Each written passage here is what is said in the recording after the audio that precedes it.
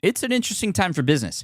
Tariff and trade policies are dynamic, supply chains are squeezed, and cash flow, it's tighter than ever. If your business can't adapt in real time, you are in a little bit of hurt.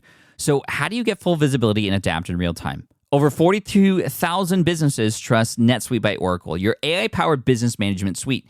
It brings accounting, financial management, inventory, and HR all under one roof. NetSuite is the #1 cloud ERP for a reason. It's your single source of truth, giving you the data and control you need to move quickly. Real-time forecasting helps you move into the future with confidence, and with AI built in, you can automate the busy work and focus on strategy. NetSuite helps you see what's stuck, what it's costing you, and how to pivot fast. If I were running a business with a lot of moving parts, I'd use NetSuite for full control over everything. Tame the chaos with NetSuite. If your revenues are at least in the 7 figures, download the free ebook, Navigating Global Trade, 3 Insights for Leaders at netsuite.com/SPI. That's netsuite.com/SPI. You spent months building towards launch day, but when the clock hits 0, your site crashes. Bots swarm, and loyal fans rage on Reddit. That's not good. Fanfare was built to stop that. Fanfare is the drop platform made for high-pressure moments, stampede-proof infrastructure, verified waitlists, and bot filters that actually work. Instead of refunds and rage, you get retention and revenue. And that sounds great to me. Your next launch shouldn't be a gamble. Get Fanfare's 5-step hype drop playbook and learn how to bulletproof your drop at fanfare.io/playbook. Again, that's fanfare.io/playbook. Welcome to the Smart Passive Income Podcast, where it's all about working hard now so you can sit back and reap the benefits later. And now your host. He was once addicted to white chocolate mochas in college, but now he takes his coffee black. Pat Flynn. All right, in this episode, I'm going to spill some truth. Just you and me can talk real to real. And I'm going to share some things that maybe are going to upset some people. I'm not going to call out any names specifically. How's that for a hook, right? So what I'm going to do in this episode, as you may know from the title, is I'm going to share, in fact, 3 different things that people, and in fact, mentors, coaches have told me to do. Common things that people perhaps tell you to do as well, that I decided to go the opposite direction from, right? All of these pieces of advice I've gotten come from experience, come from good-hearted people. It wasn't people trying to tell me to go down the wrong path. This is the path that was perhaps right for them, but maybe just not right for me. So let me just start out by saying that when I started my podcast, this podcast that you're listening to right now, back in 2010, I actually wanted to start it in 2008, but I got too scared. So I finally got the courage to do it in 2010. And as I was preparing, I had a couple coaches and a mentor, and one of them was actually a podcast coach, because that's what I always do. You've heard me talk about that before. When I want to learn something, I go to somebody who's done that thing before because they've already made the mistakes. They've already learned what to do and what not to do. So that's what I was doing. But just because somebody tells you to do something doesn't mean you should do it, right? You need to know what just in your gut and feels right for you. And you can have other people offer their advice and thoughts about what somebody else says as well, which I often try to do. But anyway, I'm getting off course here. To get back on course, a lot of these podcaster friends and coaches and mentors of mine didn't like an idea that I had for the show. And the idea that I had for the show was that at the beginning of every episode, I was going to have John Melly, the awesome voiceover guy that we've had for 602 episodes now, to read a fun little fact about me, which, of course, if you've listened to any episodes now, and if you are here in this episode, even if this was your first episode, you heard a fun fact about me earlier. That was an idea that I had back in the day. Why did I have that? Because I knew that it's these little things that you learn about people that allow those connections to happen. It allows for uniqueness to come about. I'm not just a regular person that you see everywhere else. I have unique things about me. I played the trumpet for so many years. I'm a marching band nerd, right? I'm deathly afraid of spiders. I am a huge Back to the Future fan. All these little things that on the surface don't really matter for the topic that I'm teaching matter 100% for building a relationship with you. Right, so you know more about me like a friend would, and we can build a relationship here, even asynchronously here as you listen to the podcast. So I shared this idea, and my mentors and a coach came back and said, you know, Pat, that's probably one of the dumbest ideas I've ever heard. Not only are you, A, going to pay somebody else to say that, like why would you do that? And I just thought it was kind of cool and interesting and clever. But secondly, you're wasting people's time. People click on something to get to know the content that they clicked for, not necessarily to know you. And I didn't agree with that because I was a fan of different podcasters who were sharing more about themselves. I was a fan of different bloggers who I knew about because of certain aspects of their life, because of hobbies they were into, not necessarily because they wrote a really good blog post or created a really good podcast episode, right? So I decided to go forth, and of course, 602 episodes into it now, one of them came back to me years later and said, Pat, you know what? I was wrong. That was a great idea for you. You just seem to nail it, and you have this uniqueness about you. You seem to be a Pat of all trades. I like to say I'm a Pat of all trades, master of fun, instead of, Jack of all trades, master of none. And I'm just fully myself. And I even have the intro of this podcast support that. And it's worked out really well. So well, in fact, that sometimes I go to different places and people who recognize me or recognize my voice, or we're at a conference and they see me speak, they often bring about the one or two little fun facts that they relate to, right? So I have a huge group of people who are marching band nerds in this world who follow me because of that fact that I was a marching band nerd as well. Now, they didn't come to me because of that, but when they found me and they discovered that about me, it made that connection and that bond even stronger, right? So that's number one. Telling me to not do that, well, I did it anyway. When they zig, I zag. Number two, I read a book called The One Thing. It's a fantastic book. I've recommended it to people. And that book is by two authors, Gary Keller and Jay Papasan. And that is the Keller from Keller Williams Realty, actually. And this book essentially uncovers the truth about why you should work on one thing at a time and the dangers of trying to do multiple things. And this is especially important for us entrepreneurs who tend to have squirrel syndrome. We look at this thing and then we're just halfway through it before moving on to the next thing. And all of a sudden we have 50 things we're doing and we're getting nothing done. And your energy is divided across all of those items and then we're going nowhere. And I tried to follow the one thing at a time sort of principle for a couple years where nothing else mattered except this one thing, right? And the one thing was the SPI podcast and specific platforms that I was on, like the podcast and the SPI blog. And that worked. It grew those things, but I also felt like something was missing. I felt like that even though these things were growing and the focus was helping, because yes, that energy was being put into those places. And when you put energy into something, the energy comes out and can become something great versus dividing it across many things. But I still felt empty inside. I still felt like I needed something additional to do to fulfill that just inherent need that I personally have to experiment and try new things. I was not supplying any love to the curiosity that I have for just things in general. So I came up with this rule. Right? Again, remember, this is the advice. Do one thing at a time. Nothing else matters. Put blinders on everything except this one thing that matters in your business and other areas of your life as well. Not just like one thing, I'm focused all on my business and my family doesn't matter. No, that's not what I mean. But for example, in your business in whole, I'm focusing on one platform and one platform only. I'm focusing on growing this audience and this audience only. But again, I still felt that missing sort of portion inside of me, that need to want to do something else. And so, of course, the worry is, okay, I'm going to allow myself to do something else, but then I allow myself to do 50 other things, and then nothing gets done, and then all the things that I had committed to just aren't being followed through on. So I decided to come up with a rule. And this rule is not anything new that I invented. It's just one that I adopted from other things that I have now used and is the principle I follow when it comes to what I allow myself to do, and that is the 20% itch rule.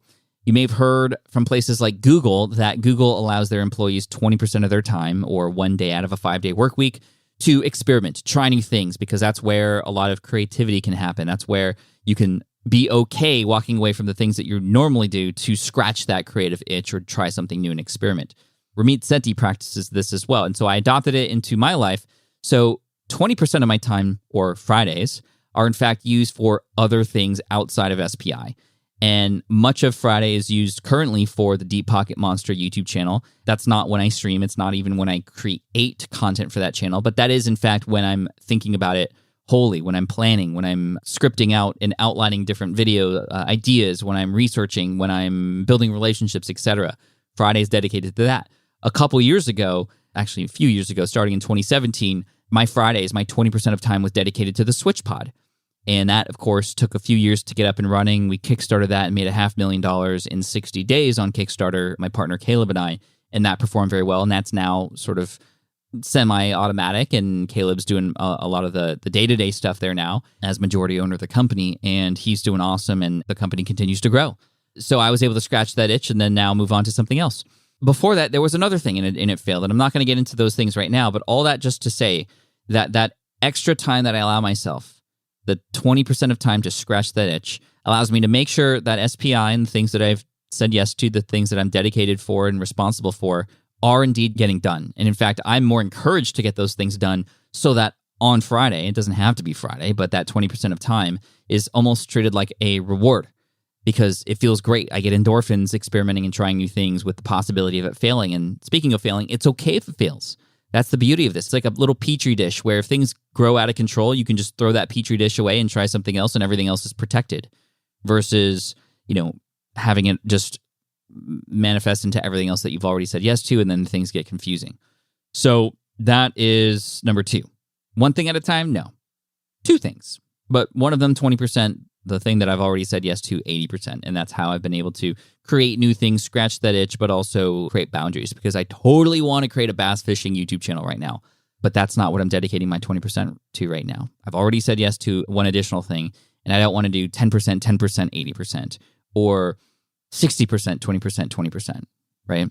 And finally, number 3, the third thing that I've been told to do that I don't want to do, that I cannot do based on what I know I am and who I know I am and how I know I work, is to consistently create content. The creation part, being consistent and creating content, is tough for me because there are some days, there are some weeks where I just don't feel it. And I'm not feeling like it. I'm not feeling encouraged. I don't have the energy. My mind is elsewhere. But you might be wondering, Pat, you've come up with 602 episodes basically every single Wednesday since 2010. Now, that's not true. I missed a few and people got upset, but I've been able to stay consistent and it's been awesome. Wednesday and now the Friday episodes as well. With the blog for 10 years, it was consistent, 3 days a week, then 1 day a week when the podcast came about, etc. On Deep Pocket Monster, I'm consistently creating or consistently publishing a video once per week. And that's the big clue into what I'm about to say. The publishing is consistent. The creation is not, because I am not consistently energized to create. That, I don't know anybody who's consistently at all moments in time or all specific hours of a specific week, every single time energized, right? Now you can get there as much as possible. You might know that at a certain time on a certain day, you dedicate a block of time for something specific. And that's what I do because I hope that at that time where I know I might have energy before lunch, typically, I can get on podcasts. I can record episodes like this. I can film videos for the podcast or for the Pokemon channel, etc. But again, like I said, there are some days where I just cannot do it, or I just don't feel like it, or the creative juices are gone, or my mind is elsewhere. So this is where batch processing comes into play. I don't want to force myself to create content when I'm not feeling it, because whenever I've done that, it just has not hit. It just has not. I'd rather wait till I am in a creative state and I am energized, because when I'm energized and I'm having fun with it and I'm in a great creative state of mind, then the audience will receive that as you will receive that. And hopefully that energy will come onto you. And you can see that there's energy, or hear that there's energy, or read that there's energy behind that. There's excitement about that content, and you can read it as such. Versus, okay, I'll just throw in a filler post or filler content just because. And that's how it was for a very long time. I just try to remain consistent on the blog. I try to remain consistent just because I had to keep up. But that was when I was creating right before publishing versus what I do now, which is batch process. So I might record, if I have the energy, I might record 5 to 10 episodes in a single day of Ask Pat or SPI or videos on the YouTube channel. And then there are other days, other weeks where I'm not creating any. But this allows me to have wiggle room and flexibility, right? And just like a human body, the more flexible you are, the less likely you are to break, right? So we have to be flexible. And having batch processing be a part. By batch processing, I mean like creating multiple versions of the thing that you're going to publish, once per week or what have you. Oh man, it saved me. It saved me for sure. So everybody's telling me to be consistent with content creation. No, be consistent with content publishing. That's really important for the audience to get used to and have a rhythm of consuming your content. But the creation of it, try to be consistent, but also get ahead if you can so that when there are days you're just not feeling it, you can be okay with that and know that things are still going to be published. So I hope this episode has inspired you. And again, the fourth lesson here is you don't always have to listen to what everybody says. And you can listen to what I say or not. But you have to know what works for you. And the only way to know that is to attempt to trial things and then assess, right? Trial, then assess so that you can understand what works and what doesn't. You can make, as Ross Geller might say, pivots along the way so you can get that couch up those staircases. Anyway, thank you so much. I appreciate you. Thank you for subscribing. Thank you for your time and attention. And I look forward to serving you in next week's episode. As always, our Wednesday episodes, we have these incredible interviews. There's another one coming up that I do not want you to miss. So make sure you hit subscribe so you don't miss it. Yeah, again, a big shout out to the SPI Pro members who created content here on the Friday episodes last month.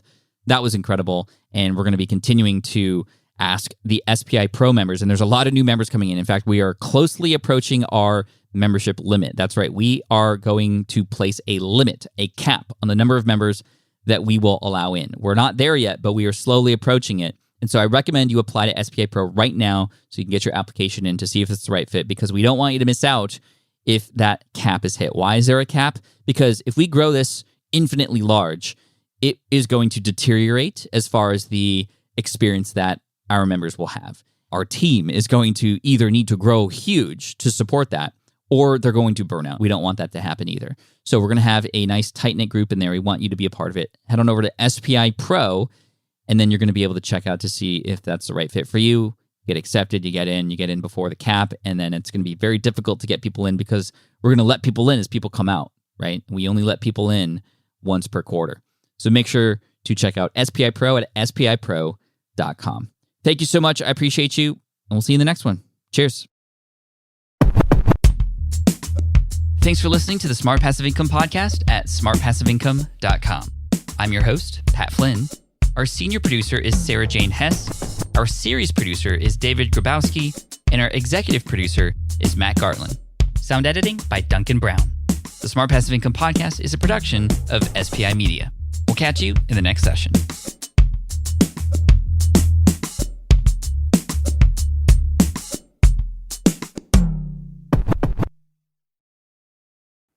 Have you dreamt about being your own boss, but still haven't made the first steps to making that dream a reality? Well, I get that. Starting a business can feel super overwhelming with legal forms, paperwork, finances. It's a lot. And that's why I'm excited to tell you about Taylor Brands. Taylor is a complete business builder designed to make launching your business simple and stress-free. You can register your LLC in just minutes, keeping your personal assets and the business assets separate from day one. From there, you get access to everything you need to get off the ground. Legal documents, licenses and permits, invoicing and bookkeeping tools, and even a 100-day business coaching program, all designed to help you hit the ground running. You'll also get a free, personalized business plan, branding tools, and so much more. And of course, listeners of this show get an exclusive 35% discount to get started. All you have to do is head to taylorbrands.com/SPI. That's TAILORBRANDS.com/SPI. Stop dreaming, start building with Taylor Brands. Look, I get it. You want to grow your business, but trying to sell to hundreds or even thousands of people gets very exhausting very fast. But what if you could sell at scale with a simple, powerful quiz? ScoreApp helps you sell to more people without adding more to your plate. You build a quiz or assessment that your audience actually wants to take. Then they answer a few quick questions and get a personalized result right away. It shows them where they're at and what they need to do next and how you can help. And you build huge amounts of trust before you make even a single offer. No hard sell, no chasing leads, just value at scale. Get 50% off the first 3 months using the discount code SPI. All you have to do is just head to scoreapp.com/SPI. Again, that's scoreapp.com/SPI.